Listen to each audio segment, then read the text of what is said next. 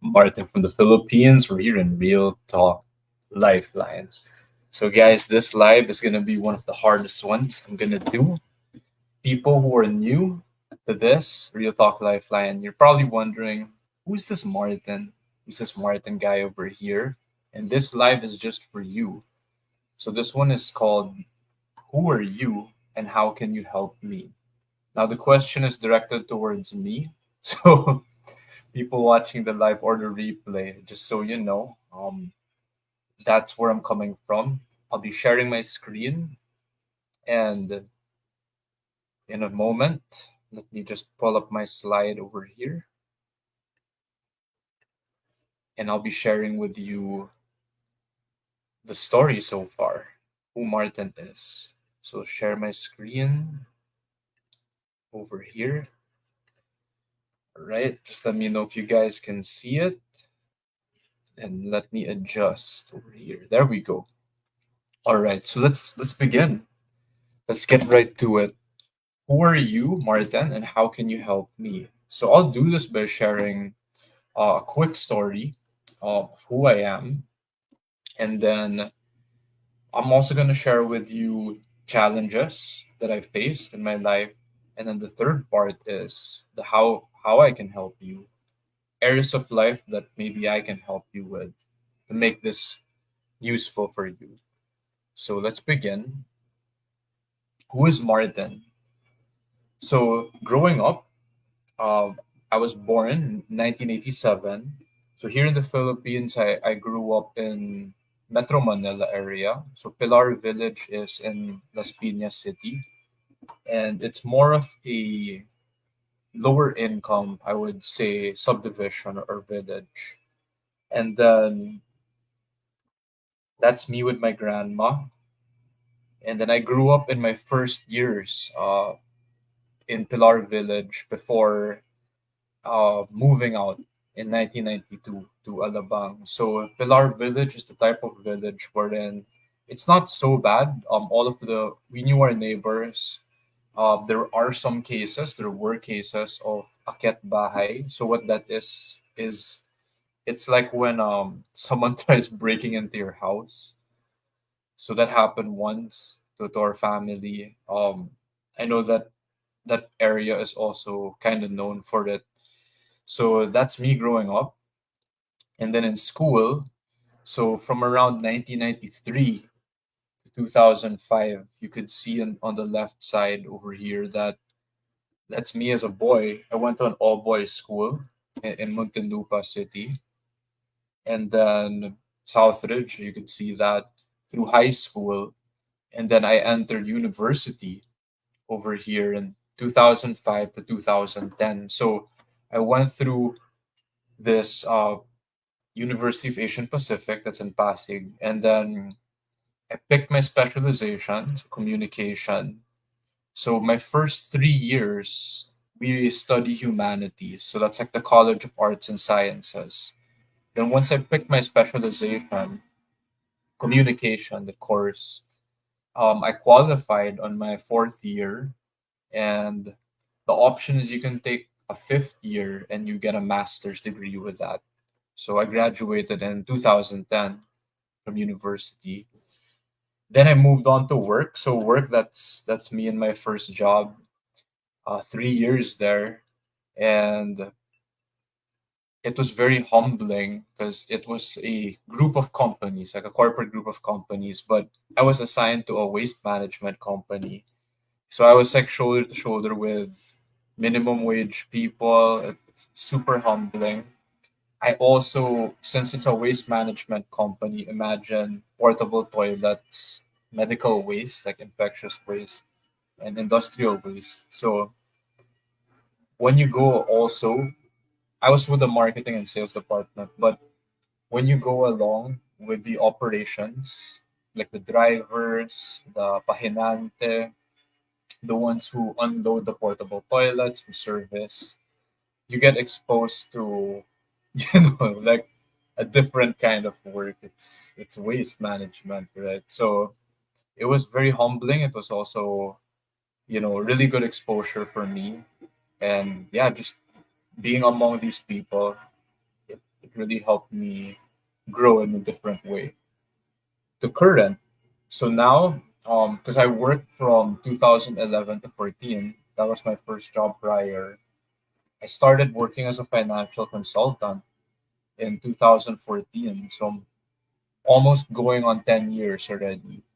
So in 2017, over here, I also took this course, Certified Wealth Planner course. So you could see that in the coat I'm wearing, Wealth Management Center. So I took this course and I got trained in estate planning, as you could see over here, and then insurance, risk management, and investments also. So currently in my career, this is the type of work I do. It deals with life insurance, investments, estate planning. Estate planning, just to give a simple definition, it's it's after death planning. So what happens is a person has an estate. So let's say usually it's real estate properties, investments, um, bank accounts, anything with a paper trail or a title under your name. And then Philippine law is actually patterned very closely to the Spanish Civil Code. So we have legitims or heirs who will inherit our properties. So there's a law, whether we like it or not, tax has to be paid. That's called estate tax before transferring your properties to your heirs. Now, why is that relevant? Sometimes the inheritance can also become a burden or a curse because let's say you inherit a property worth 50 million pesos and you think that's a blessing, but before you inherit that from your father, your mother, you have to pay 6% tax. That's around 3 million pesos. And if you don't settle that, uh, the taxes, there are penalties, and then it becomes heavier or more cumbersome. And you can't just get the property like that. You have to go through the process, right? The e-car or settling the estate with the BIR. So the Bureau of Internal Revenue is like the Philippines version of the IRS, the tax people. And then there's a process. So the horror stories that come from estate planning over here are families tend to fight.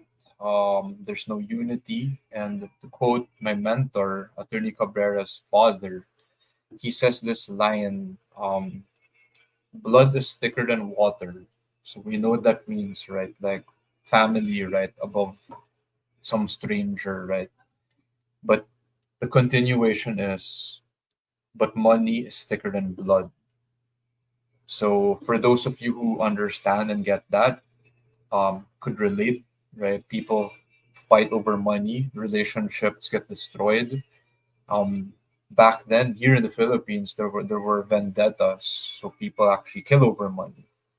So that's what my training is for this currently in my career. And I also served as a LUAP board of trustee. So the LUAP, like Underwriters Association of the Philippines, they are like a local version of the $1 million round table, I would say, because the way they do things is actually patterned similarly.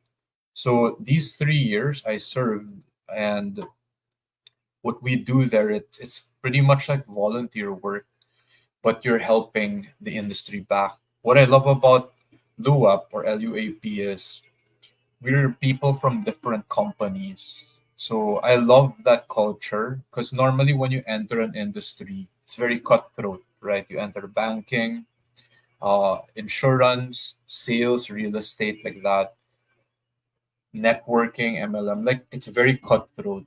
But what I learned from them, that culture is they even help their enemies.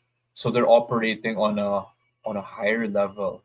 Like instead of survival or competitive, they're operating on a collaborative mindset. So I love that to this day, and I wish to keep that till the day I die.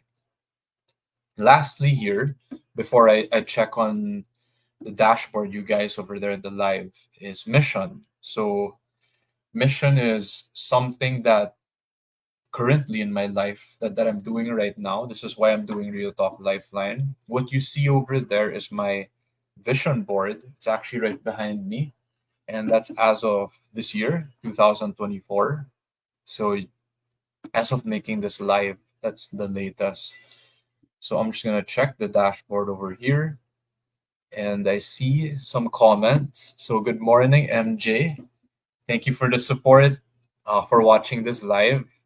I'll try to keep this as short as I can. Good morning, Cham. Thank you also for the support. What I'm sharing now is just who am I. So it's the story so far, and I'm about to transition actually to my challenges. So I started off with just a quick history of who I was growing up to today, which is me doing my mission. So the next part here is challenges. So first part we did who is Martin, right? Until today. Next one is I'll share some challenges in my life, and these are the hardest challenges or the ones I really remember that hit me as I grew up. Because you saw me from like a baby to today. So this one, disclaimer. So this photo, the numbers is for illustration purposes only. So I'll tell you when the photo is real, actual, and this is just for the demonstration or illustration. So what happened here was when I was in second year high school, I had a phone bill shock. So if anyone experienced that, you can comment down below. So when you get your phone bill for the month, what happened to me was I was in first or second year high school. First time I ever had a girlfriend. So I ran out of cell phone load, and we didn't have touch screens back then. It's like the old texts, like one, two, or three liners like that. And I ran out of credit. So the very smart and intelligent Martin back then, who didn't know anything, decided to use the landline. So you know, cord phone dialing like that. And I would call the cell phone of my girlfriend back then. And we would talk until we fall asleep, like really long. So long story short, I was talking. I didn't know it was like 8 or 12 pesos per minute back then. And we were talking for hours. So the phone bill for that month PLDT like that came in, it was like around 10 or 12,000 pesos. So why why did it hit me so hard running out of money? First year, second year high school, I was probably 14 or 15 years old back then. This was in 2001 or 2002. So this is like more than 2 decades ago. My life savings from like allowances, saving up my money was like around 6,000 pesos. So like only half of the phone bill due.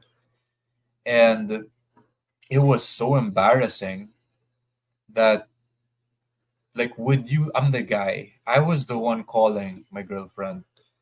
Would you let the girl pay for the phone bill when it was me who was the one calling, right? I was so scared. My parents found out because the phone bill came in through the snail mail. And then what was even scarier was my girlfriend's parents found out. And long story short, they made her, or they talked to the parents. The decision was like she would pay half of it and I would pay half. And that was all my money, my life savings saved up. So that was like this near traumatic or dramatic event of running out of money. So people watching the live or the replay, comment down below if you ever experience running out of money down to zero, or you even owed twice or more than all the money you had. So remembering that feeling, I never wanted to experience that again. And why this hit me running out of money was another person was involved, which was my girlfriend, and it affected both our families. So that was one. That's the first challenge I'm sharing with you guys. I'm gonna check the comments a bit. Okay, so next one is this. So that involves money. The second one is losing my front tooth. So this one happened, I believe, maybe in high school. And long story short, I'm just gonna fast forward. I hit. I was running in the hallway in school, and a younger student, like a grade school student, was shorter, ran right into me and headbutt my front tooth. So I lost half of it. And then over time, I think initially the dentist just like um filled it, like put a cap in it, like root canal like that. But there reached a point wherein the tooth had to be removed. So why am I sharing this one? So, imagine like a high school student, you're young, right? Or maybe it happened older for you, like college or when you were working. But this one affected, or it was a test of my self-esteem. So people who had lost something, right? And it's losing a part of yourself. For me, the front tooth is very visible. And for a while I was actually wearing a denture. So it's this thing. So it's like here in the Philippines they call it postizo. Like it's like what the grandpas or grandmas wear because they're missing teeth. So one time I was wearing this because they read my tooth was already out. So it's a temporary. I believe there's one time in school when it's loose, right? So like whenever you talk or you cough or you sneeze or something, it fell out. And there was one time that a student, one of my classmates, I think, stepped on it like after class or something. So it broke. So I was like toothless. And it's my front tooth even. So it's obvious, right? People can see it. So imagine smiling, right? And then you're missing a tooth. So that one was a hard challenge too that I had to go through. And to this day, I think I still. I mean, if I was missing teeth and someone told me to smile, right, I would still get affected. So it's a challenge that I went through in my life. Third, okay, this is gonna be a little graphic, so I'm gonna just do a check. So third challenge, we're doing like 5 parts in my life. This is the second part, 5 challenges, and then I'll share 5 areas of my life. So this one, this one is tough for me. Again, one of the hardest challenges I've faced. For anyone who ever went through this, I would never wish this upon my enemy or anyone. So shingles, why this hit me really hard was what happened here was it was a test of my character on different levels. So shingles, I didn't know what this was. So whatever you see there, it's pretty graphic. Again, this is just for illustration. That's what it looks like. That's not me. Uh, I still have a scar over here because when it happened, it's super itchy. I scratched at one part and it scarred my body. So another thing that hit me too was not just the pain, the itchiness like that.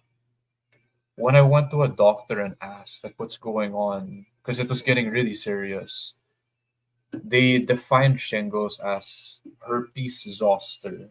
So I believe, maybe high school or college this time. So I thought I got an infection, like an STD or an incurable disease, right?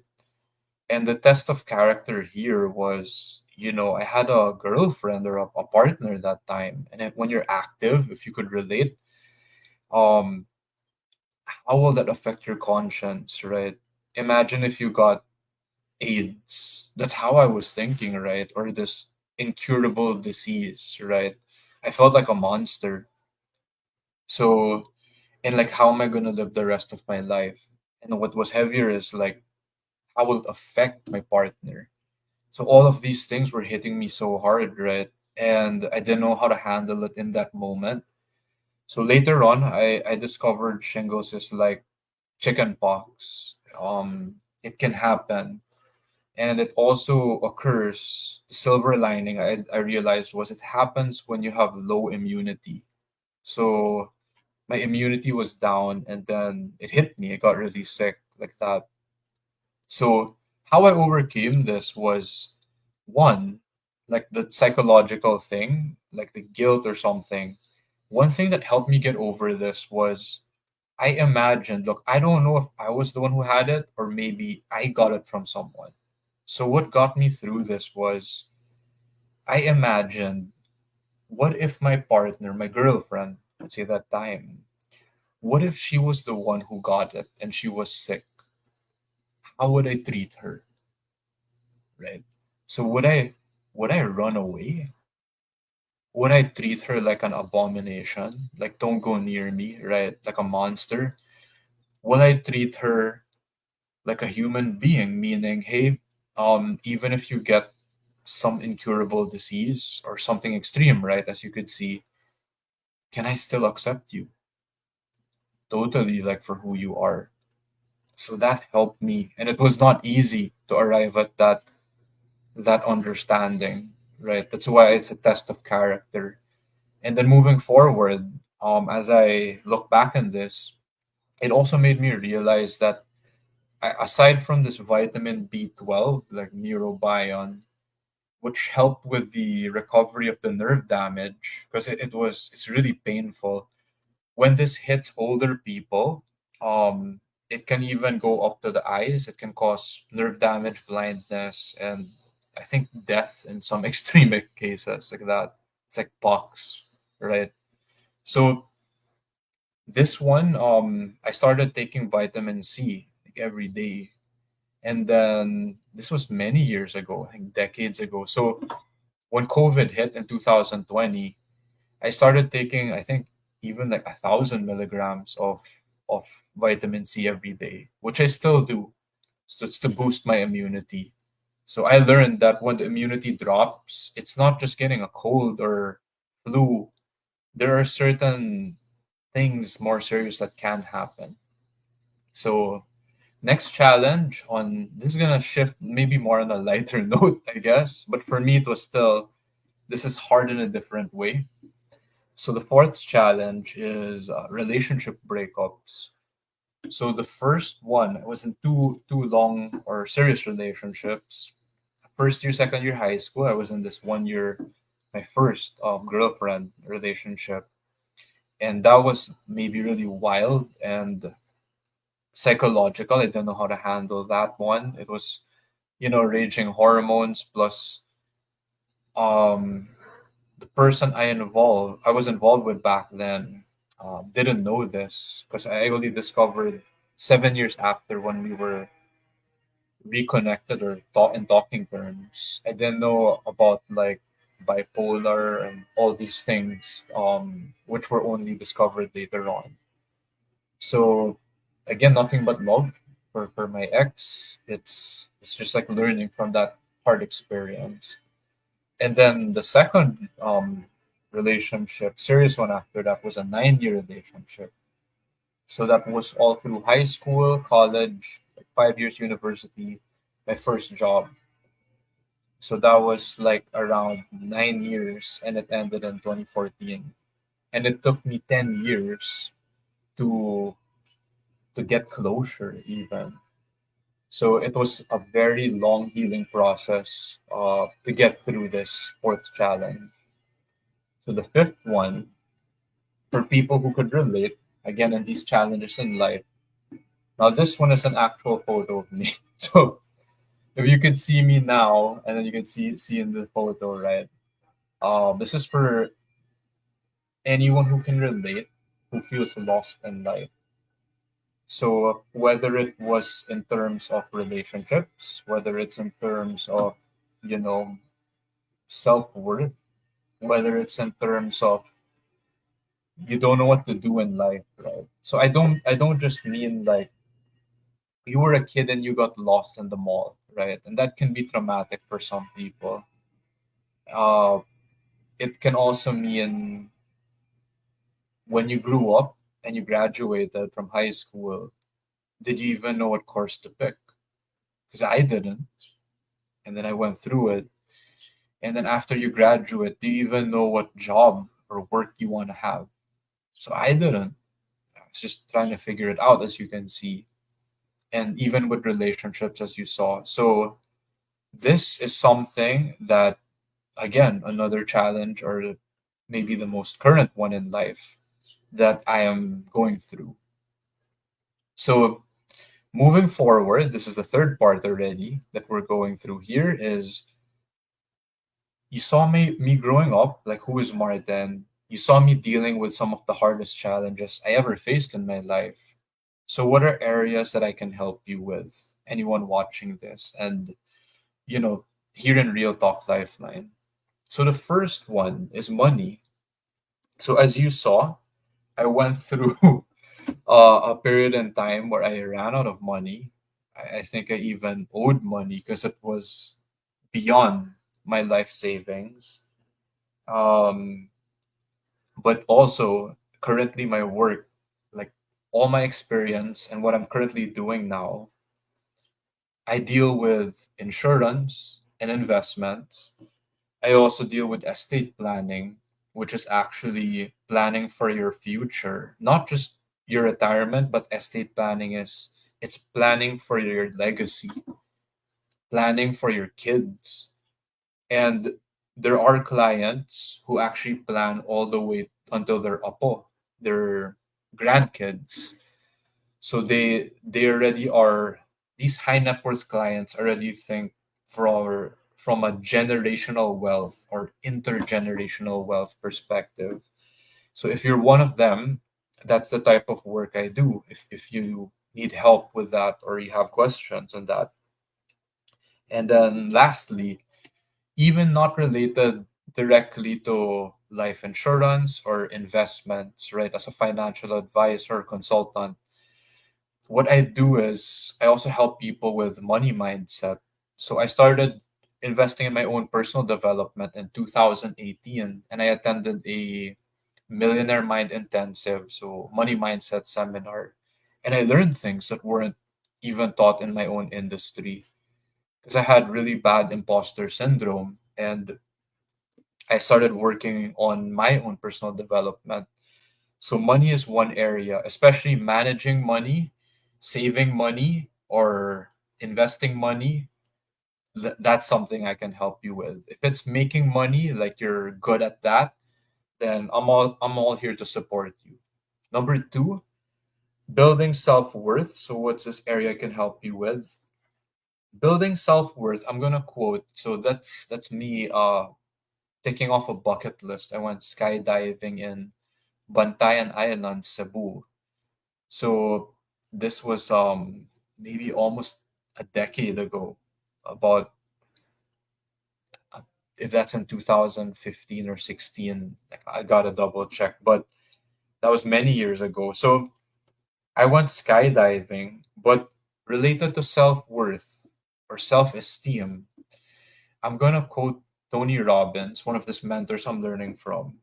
And this really helped me understand self-worth, self-esteem. So Tony Robbins says, self esteem does not come from what other people say to you.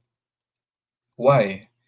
How many of you can relate if someone says, hey, you're good looking, hey, you're so magaling ka, like you're very good, you're talented, like that. But your self talk was, I'm a worthless piece of shit. So, how many can relate? So, I could. That was my challenge. So, Tony Robbins says self esteem does not come from what other people say to you. Self esteem is earned within yourself. It comes from doing something that is incredibly difficult and no one else knows it, but you know it. So, if you want an example right now, and you say, Martin, uh, give me one example right now, immediate, of you practicing self-esteem. So my quick answer, very quick, is doing this live. Why? As I look here, maybe only one person is watching this live, like until now, right? So it's incredibly difficult. How many people know? Maybe just one, maybe none, because maybe that person wasn't even paying attention, right? But it's still incredibly difficult for me, and I know it. If no one else reacts, if no one else comments, if no one else ever watches this live or replay again, it was still worth it for me to put myself out there. If you don't believe me, because I went through training, like train the trainer, like that. If you've heard of Toastmasters, so other people do that. I haven't tried, but they say public speaking is like the number one fear, even above death, right? So it's incredibly difficult for me to do this and to share these deepest parts of myself with you. So that is me building my self-esteem and my self-worth, even if no one else will validate it, even if no one else says, hey, I watched you, hey, I love you, like that.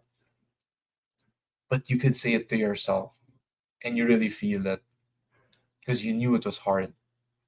Maybe it was even impossible, but you did it anyway. That is my example of how to build self-esteem or self-worth, right? So you do your own version. If you're a daredevil and skydiving doesn't that's not scary for you, then you're not going to build self-esteem or self-worth by doing that. So for you it could be learning how to write. It could be learning how to do something else, to do sales, right? It can be anything, but you will know it. So the next is health. This is a third area that I can help with. When I say health, so this is why I'm showing this in particular. The ice baths, which I discovered in 2021 onward, so that which I continue to do. The ice bath is a representation of not just physical health. So I mean health in all areas. So physical, ice bath is also very mental because it takes a lot of mental resilience, right? Toughness to actually overcome ego thoughts, right? Or fear even before stepping into it. Emotional, emotional health. So there are some people actually who cry. I've witnessed and have heard of accounts because it gets very emotional in the ice bath. They have unprocessed feelings, emotions deep within that they express. That's also very healthy. And then fourth, spiritual. So when you combine all those, some people have spiritual experiences, meaning they tap into their higher self. They for some they call that they connect to God, they get clarity. So they meditate. So I mean health in all areas, right? Not just physical, from what I shared earlier. So another area I can help with is relationships. So why I love and I'm showing this picture with you is you could see a cup of coffee and you can see how many there are, right? So I learned this term recently from the previous live. I didn't know that the term existed, but they call it solo dates. So my version was like me time, or the way I would say it was I discovered that I didn't like my own company. I couldn't have coffee by myself. So when I talk about relationships, I also mean the relationship with yourself because I learned that that's the root or the foundation of how all your other relationships will end up, whether it's with your family, whether it's with your future partner, girlfriend, boyfriend, spouse, right? Husband, wife. So relationships is something that I could also help just based on my experience, right? What I could share with you. Lastly, higher purpose.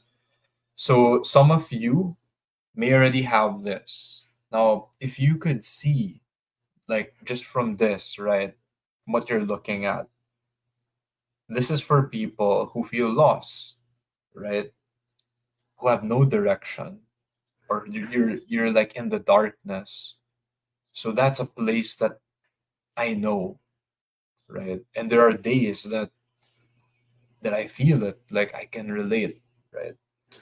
So one thing I learned, why I showed my vision board earlier, was when you have a mission or a higher purpose, that one really helps a lot. So that's something I can also share or help people with.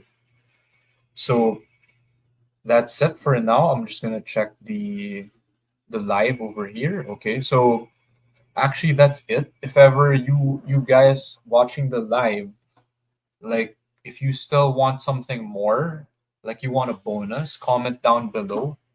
I just shared who am I and how I can help you. But if you want more and you're thinking, Martin, like, I want to know a little more about you.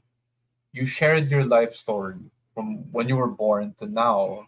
You shared your challenges, right? So you also shared the areas that you can help people with. But I want to know your backs. Like, what are the behind the scenes? Like, how do you do it, right? Very quickly. So you can comment down below if you're curious, if anyone is still watching or would like to know. And I'd be happy to share that if anyone has a question or would want to know about that. Let me just stop this first over here, just so it's back to me. I'm going to be checking the dashboard. So far, yes, I'd like to thank MJ here in the comments. I'll just pull it up again when I started, and Cham for watching and for the support. And this live is really for those people who watch it or the replay and they're wondering, what's this real talk lifeline? Who's Martin in the first place? What's your story? What have you gone through? And then how can you even help, right? How can you help if I don't even know who you are, right? So to end this live, I'm gonna end this one already. So people who are asking for a bonus over here, and you want to know the behind the scenes. So this is for you. So I'm just gonna end this one with this quick behind the scenes. So how did I do it? You saw through my challenges that I went through. Um, this is like a collage of things that I did. So these are just ideas that work for me. Maybe you can try it. Don't just believe me, right? Just you could test it for yourself. So what I tried, I literally just tried something new or different. Not just skydiving, because that's like a one-time thing. So there's motorcycles. So I got actually into motorcycles, big bikes, in 2014. I had no idea that was like an accidental form of therapy. And just to keep it short, there were so many life lessons I learned. And that became one way actually of meditating for me, for those who can relate, right? Some of you, it might be surfing, it might be doing a sport, it might be running, right? You get in state or in the moment. So motorcycles, it worked for me. And then I also tried, or I took a leap of faith. I got into seminars in 2018. So the long story short there was lost in life. I was still also working. I, I, I even achieved 2015. And then I even did $1 million round table back in 2016, 17, 18. And something was off, right? Like, if I kept doing that and they pushed me to produce more, I felt like jumping off a building. So I would rather take a quantum leap than leap off a building. So I took this one. I used my life savings again. It's not cheap. Back then it was like 310,000 pesos, around like 6,000 US dollars. That was like 1 year. Um, 5 seminars over the span of like a year, and you're out for like a week, probably like 4 days, 5 days seminars like that. And then I did Tony Robbins in 2020. That was a bucket list thing for me. And then I tried different healing modalities already. Whatever you think of, plant medicine, all these things like that. And that was in 2021. And then I also discovered ice baths in 2021. And this is a continuing practice. So these are ideas that you could try, and whatever works for you, just keep doing it. Another thing behind the scenes is, one thing that really helped me was someone who believed in me. Now, what do you mean by that, Martin? Right? So there's a line here, and I journaled. I can't remember what year this is, but for those who look at who have Facebook, you already know that this is like a very old version from years ago. Maybe this was like in 2016, and I was already journaling or writing down stuff. So one line that hit me here was, "You are a success when you give hope to the hopeless, love the unlovable, and are pleasant to the grouch, courteous to the rude, and generous to the needy." So I had a really low moment in 2016, and I remember I was riding my motorcycle. I think it was this one, the black one, the Yamaha Bolt.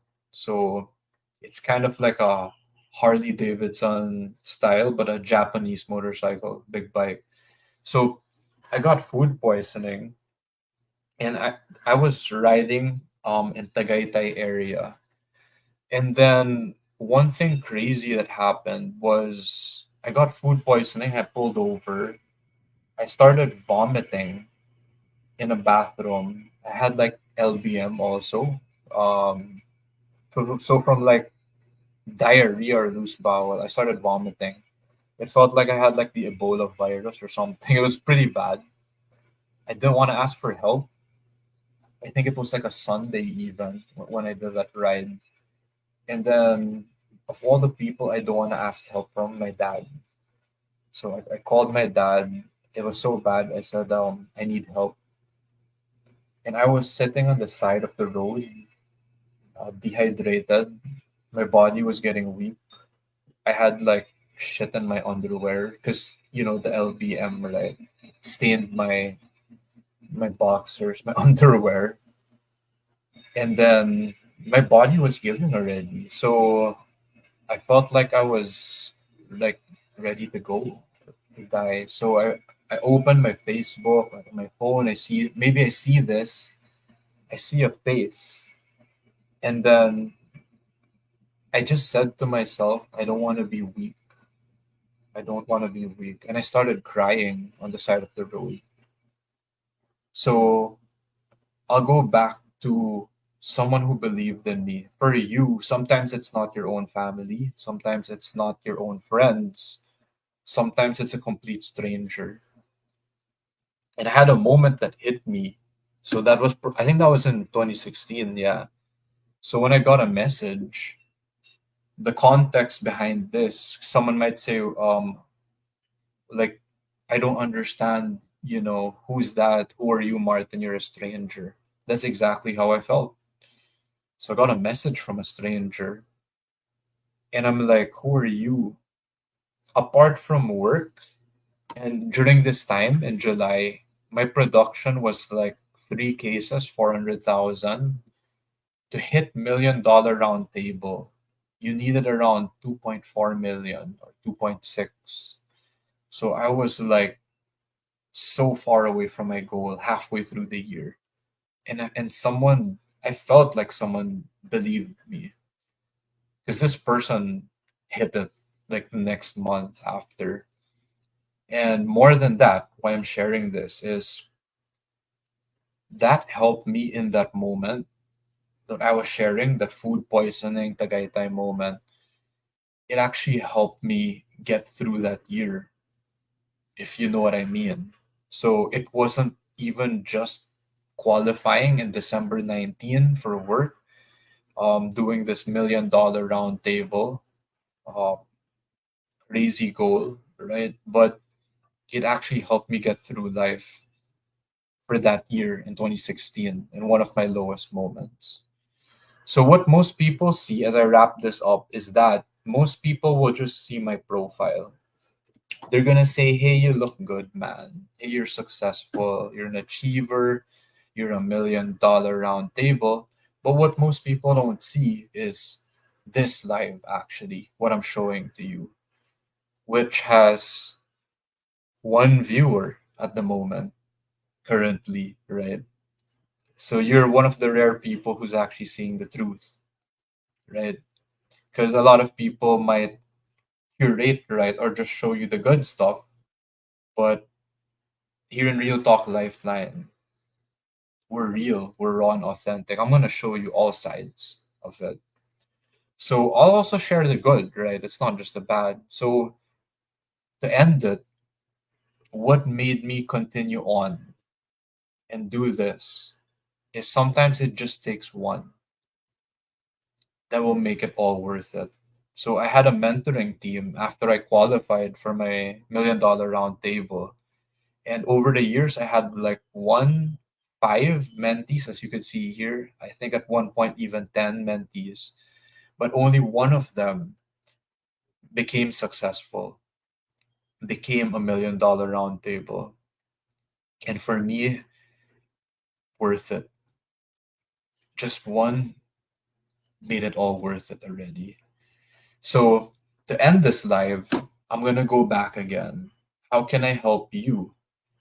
Because this is part of my mission. This is part of the why I made this in the first place. So you know what I've been through, parts of it, right? And these are areas that I can help you with. So comment down below. How can I help you? So is it money? Is it building self-worth? Is it health? Is it relationships?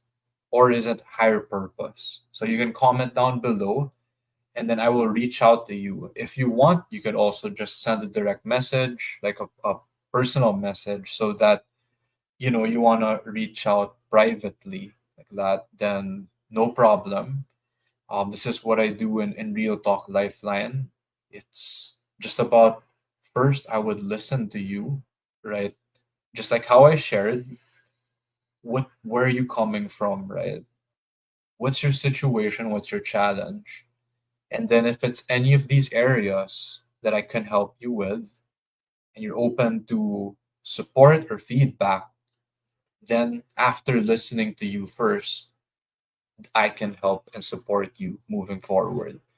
So let's stop this one down here. We're gonna end. So that's the end of the live. And I just want to wrap this up, which is who are you, Martin? Which I just shared. And then how can I help you? Which is the slide that I just ended with. So comment down below if ever you would like help with that, or you would just like to have just like how I shared. Maybe you just need someone to listen to what you're going through, and then you would like support after with that. Comment down below. So thank you. I love you, and I will see you next time.